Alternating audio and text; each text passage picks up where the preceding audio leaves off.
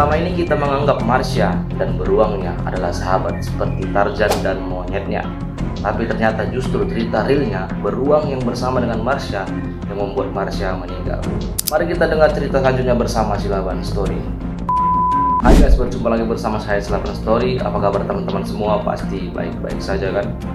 Langsung saja kita bahas cerita sedih di balik film lucu Marsha and the Bear. Kalian pasti waktu pertama kali melihat serial kartun ini, kalian sangat kasihan dengan beruangnya karena hidup beruang tersebut sangat tidak nyaman dibuat kenakalan dari Marsha.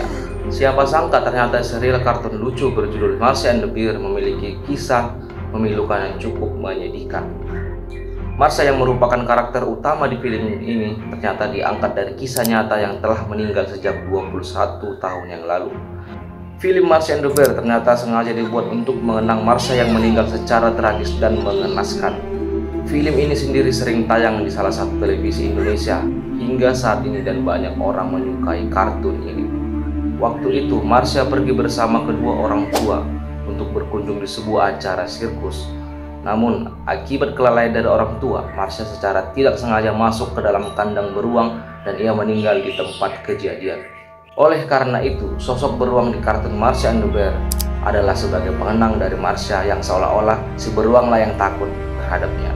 Akibat dari kejadian itu, orang tua Marsha pun depresi karena mereka tidak bisa menjaga anaknya dengan baik hingga meninggal.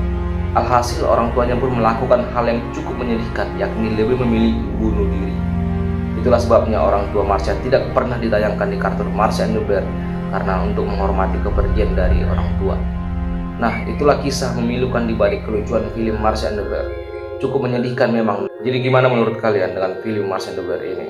Jangan lupa komen dan subscribe ya guys. Terima kasih sudah menonton dan sampai jumpa di video selanjutnya.